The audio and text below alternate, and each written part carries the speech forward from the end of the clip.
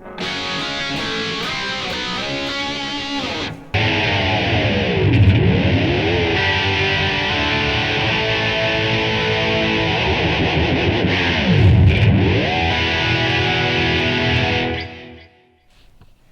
right, today we're going to review, this is going to be a long-term review of my Ibanez Jem Jr. If we get that on there, it's the Jem Jr. Certainly not the real thing, I can't afford that.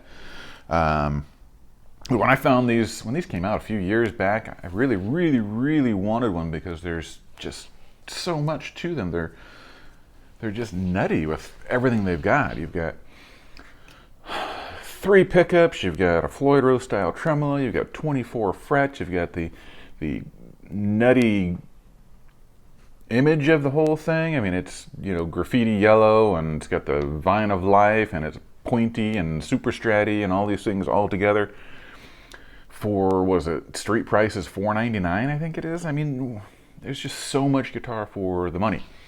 And I really wanted to have one, mostly for just doing, you know, all the nutty stuff.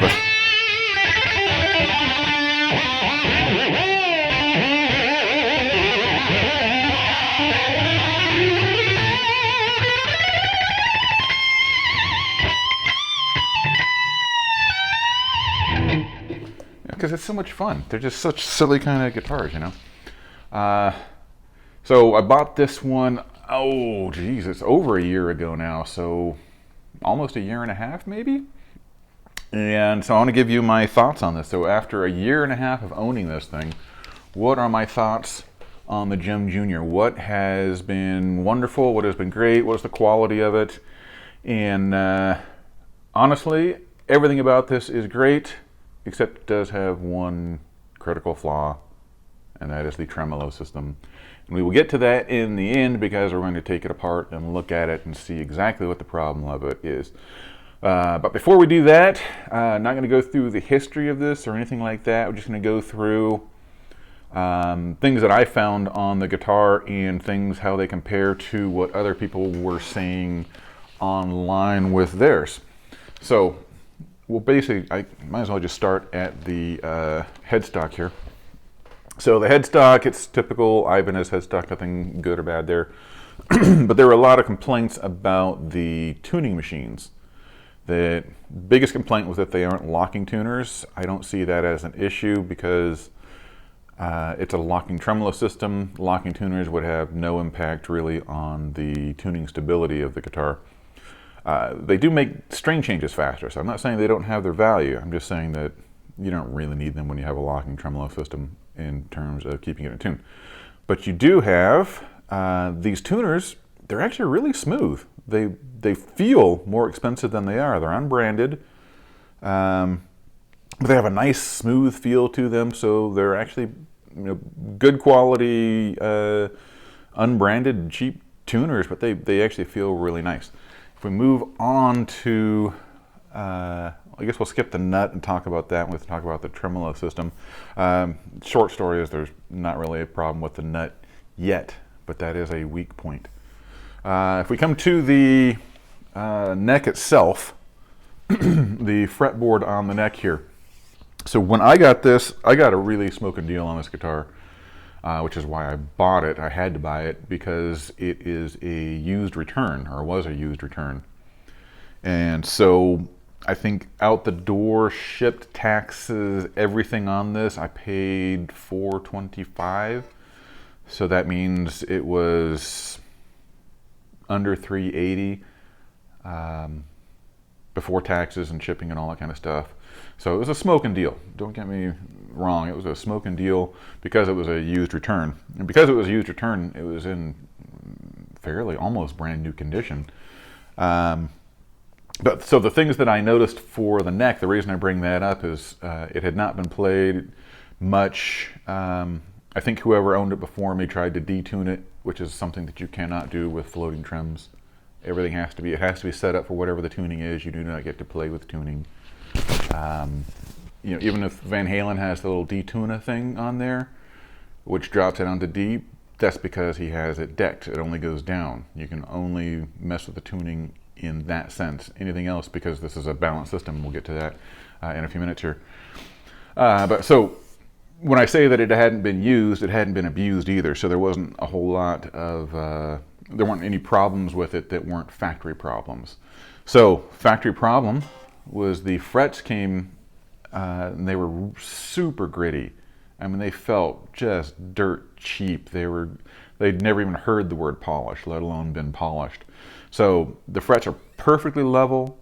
There are no dead spots, no high spots, no buzzing. After over a year, there's absolutely zero fret sprout, which is a common problem these days for whatever reason. But the frets were super gritty. And I thought about, I never really even thought about it, but I could have, returned the guitar for, the frets being gritty. But honestly, it took me an hour-ish to polish the frets. It would have taken probably 2-3 weeks to get the guitar returned and something as a replacement for it. So the hour was well worth the time.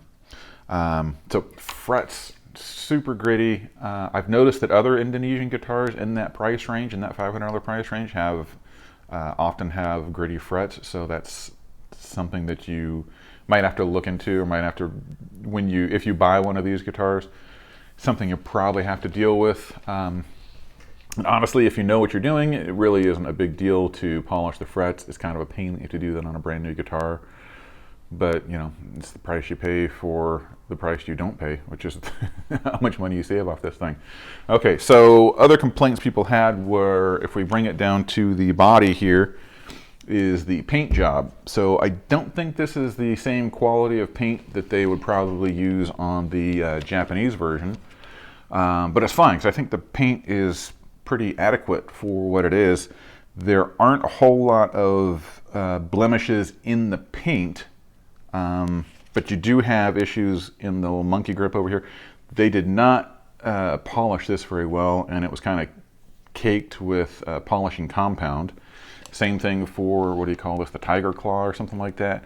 This was also the same thing. It was kind of caked with polishing compound. It was not cleaned out. But as far as the rest of the paint goes, the yellow, it doesn't have that kind of 3D feel that you get where they take a lot of coats of paint and they give it some sort of depth to it. That's kind of a big deal with yellow paint. So this one's a bit flatter in terms of the 3D effect, but it's still shiny. I don't have any real complaints about it. There are some spots here on the hard edges on these little places. Oh, sorry, you can't see it on camera here. The hard edges where the screws are here, the paint is already kind of rubbing off on those. Same thing over here at the input jack. You get a little bit of paint rubbing off over there.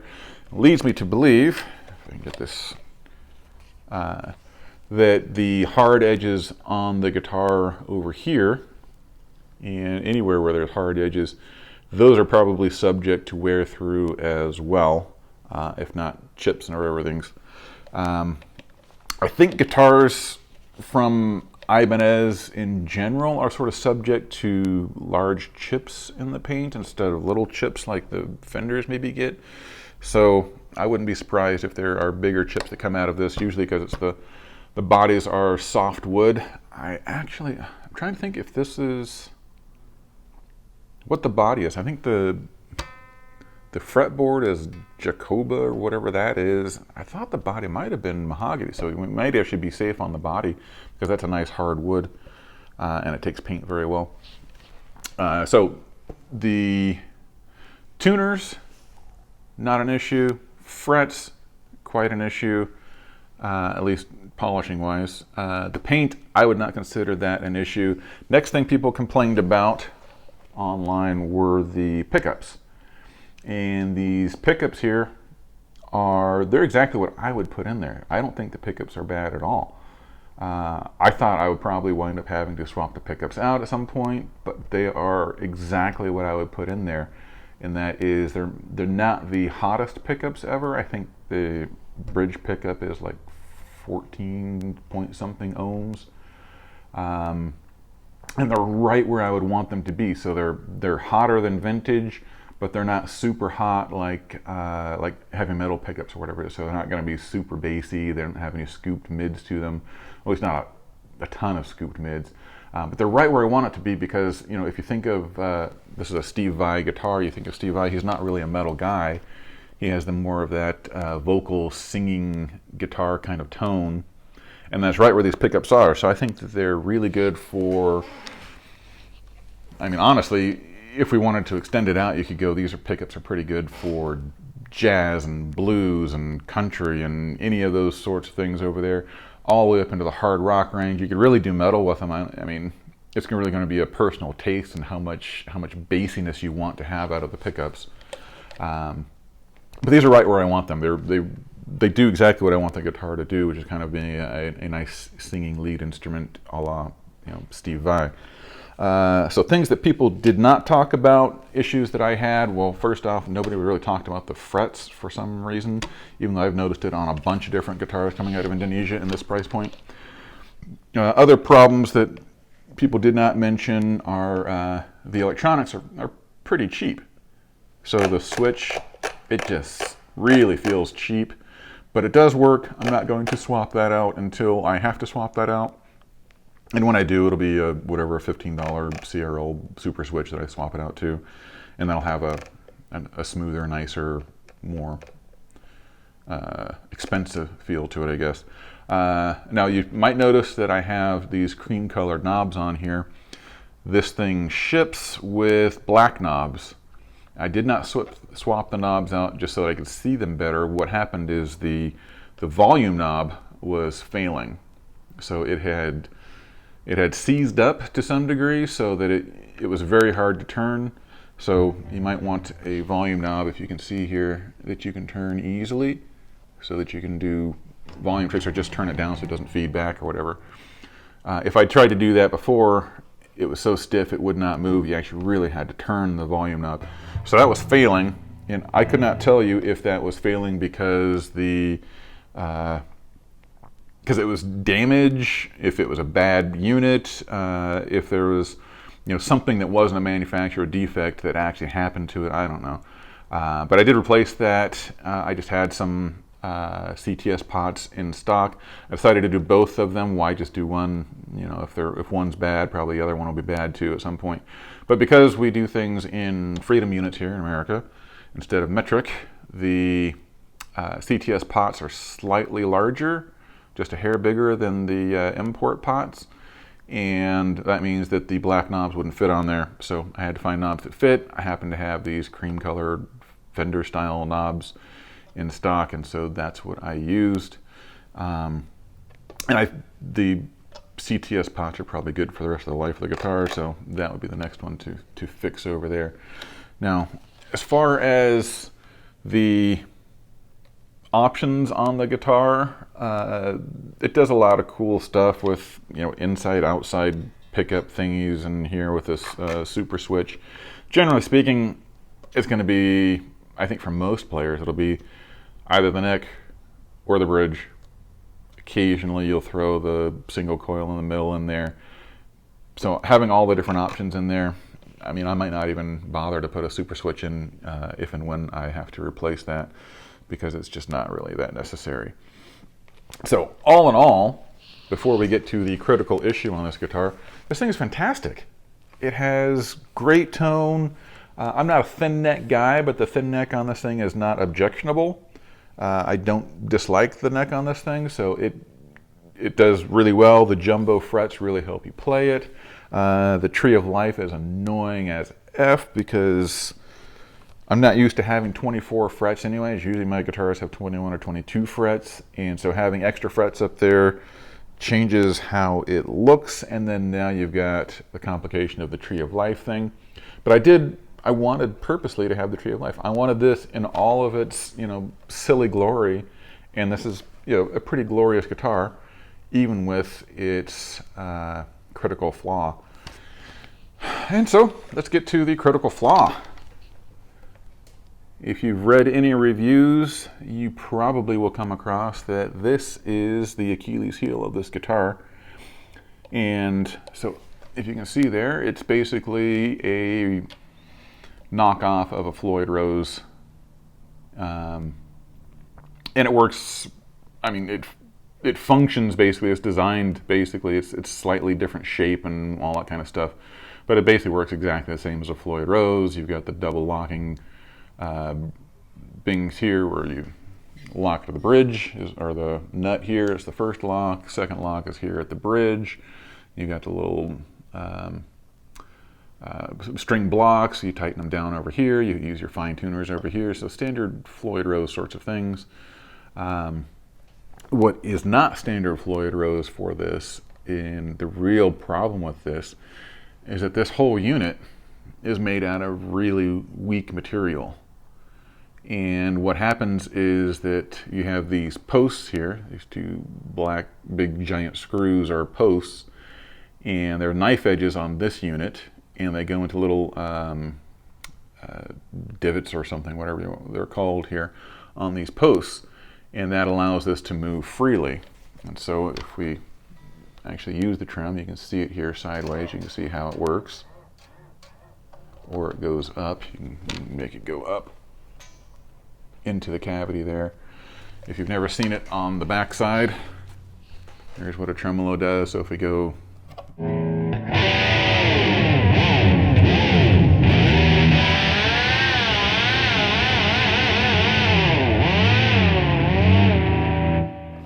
all right, so what actually is happening here, and I'll tell you why this is important here. So we have all the strings over here, and they are strung up to pitch, so there's a lot of tension over here.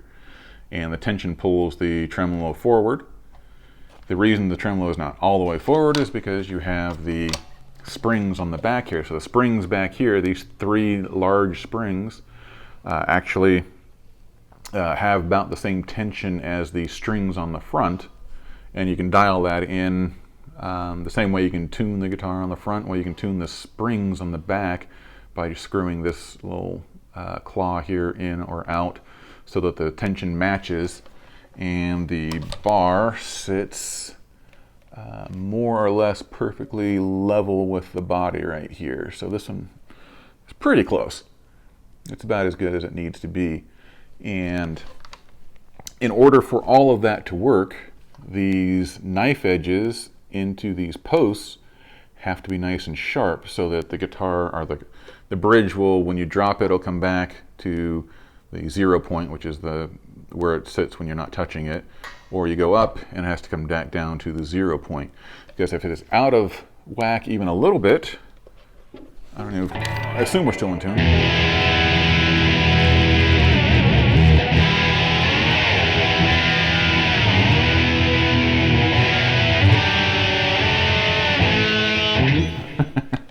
See, there's already the problem here.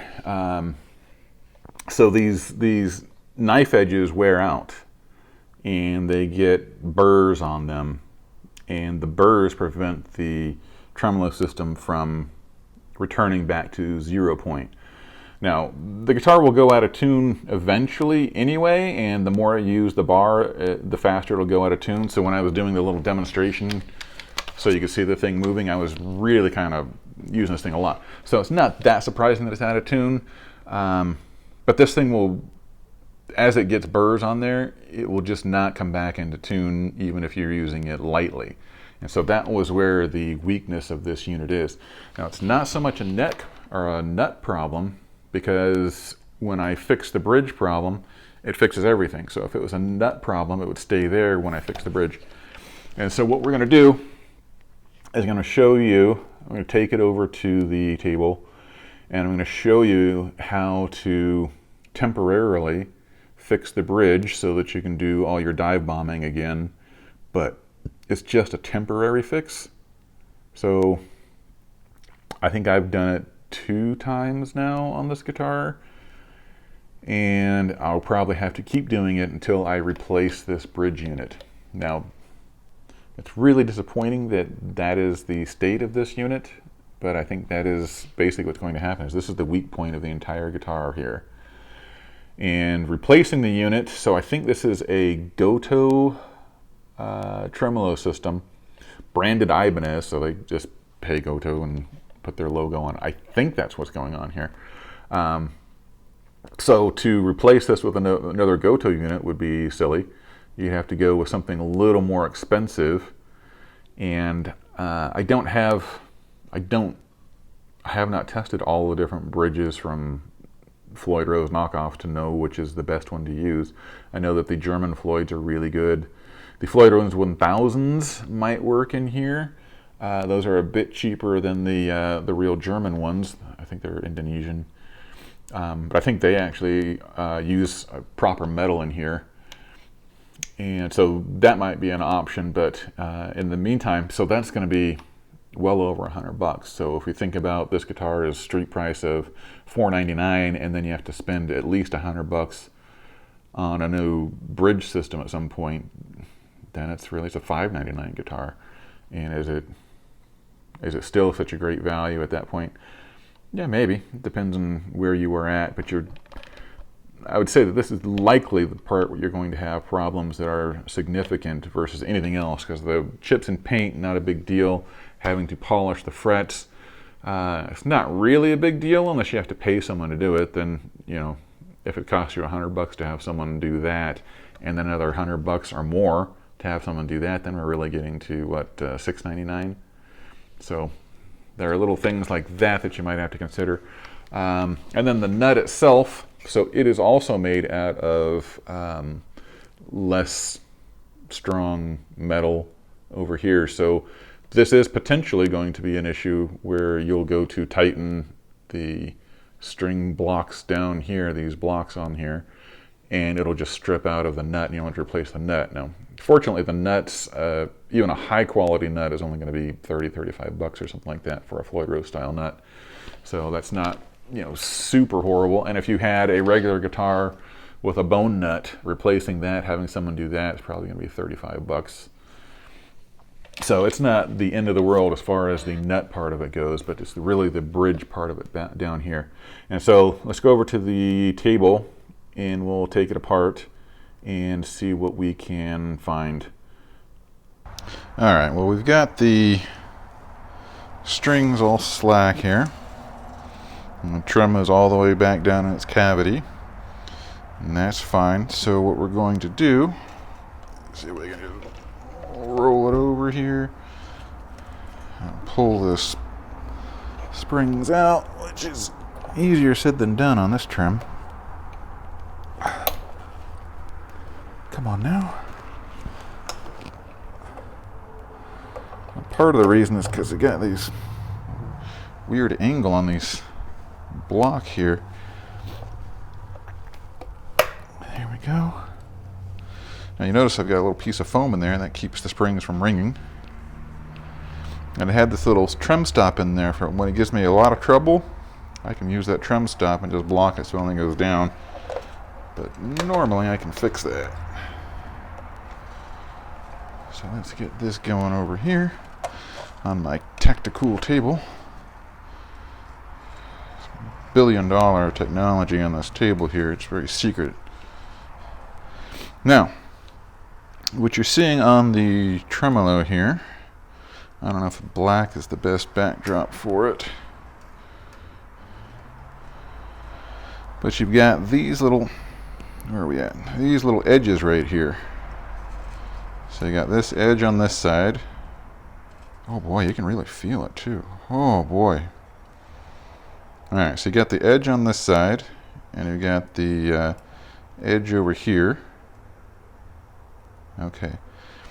Now these little knife edges here go into these screws, which you can't see because they're black on black. Get my pointer here. So you got these screws. Now these screws have little knife edges in there. I don't even know if I could move the camera to see those things.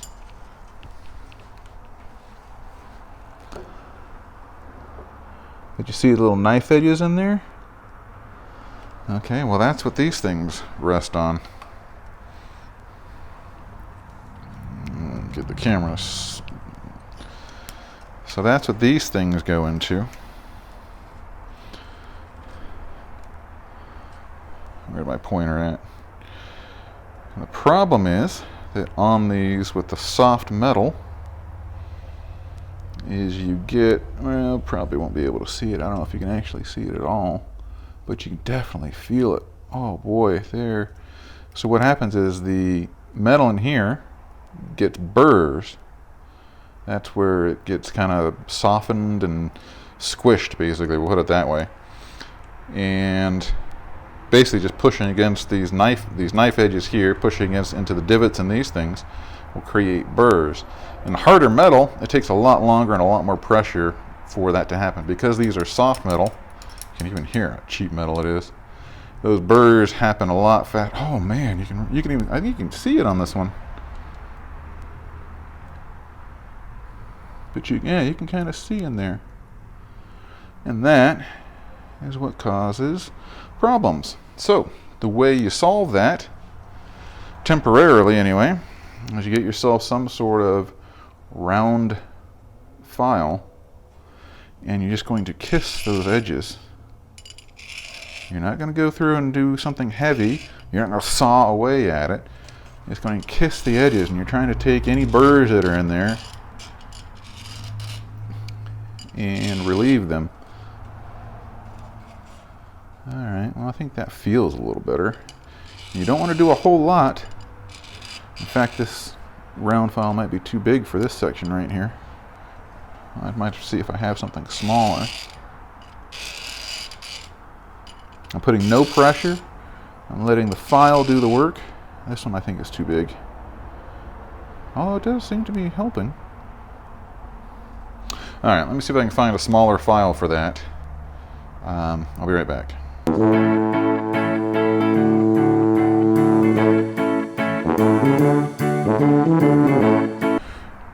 Okay, I found a smaller round file. I think this is the one I used last time.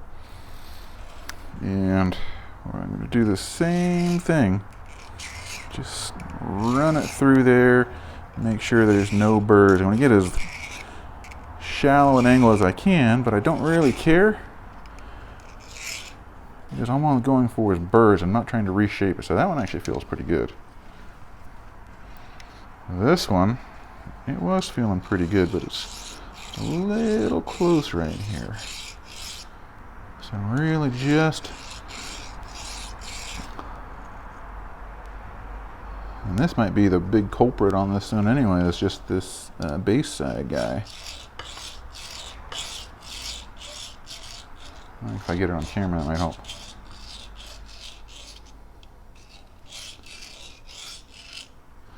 Now theoretically you'd want to match the angle. Oh, that is so much smoother. Oh wow. You'd want to match the angle and make sure that this thing gets right, but all we're trying to do is just take burrs off. We're not actually trying to change the shape of anything. So there's no pressure. Like I don't know, like it makes no real difference there, but if there's burrs, it will smooth those out. Oh yeah, that one is just really getting knackered in there. Not from the file, just from regular use. Alright, so that one actually feels pretty darn good, to be honest with you. As good as it's going to feel. Then when you get this in, it's interesting.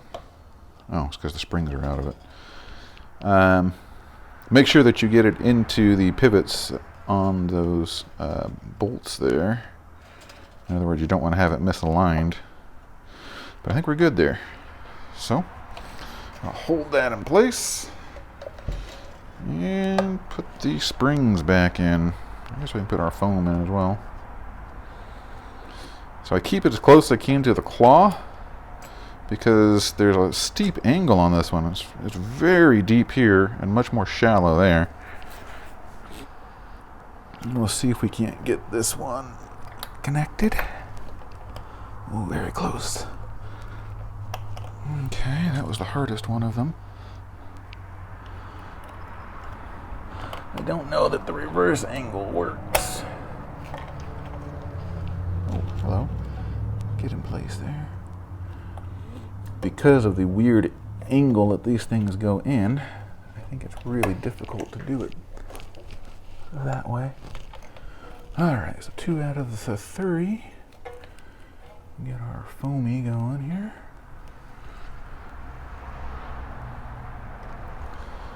We'll go 3 out of 3. All right, so those are all in. Now, theoretically anyway, the knife edges will be good for another little bit. Now this thing, I think it came in a little kit of stuff from Walmart. It's not super aggressive, but it's a nice small size. Kit probably cost $8 or something, and you get a whole bunch of different files that will be useful for other things. And then before you tune up, I guess this will be a little tech tip, is we'll stuff something down into here so that the trim at least is somewhere close to 0 point. And then we'll start tuning the thing back up. That'll make things a lot faster. I'll maybe do a video for that, do a whole video on Floyd Rose trims and care and feeding for those sorts of things. But for now, the big tech tip for this is when your tremolo gives you problems, it's probably going to be these little knife edges, because this is really pitiful material. Other than that, the guitar is great. So let's get this back and we'll fire it up and see what happens. And there you have it. So that is kind of what you have to do to keep your Floyd Rose, your cheap Floyd Rose style tremolo in tune. Make sure you knock all the burrs off of that thing, and then you should be able to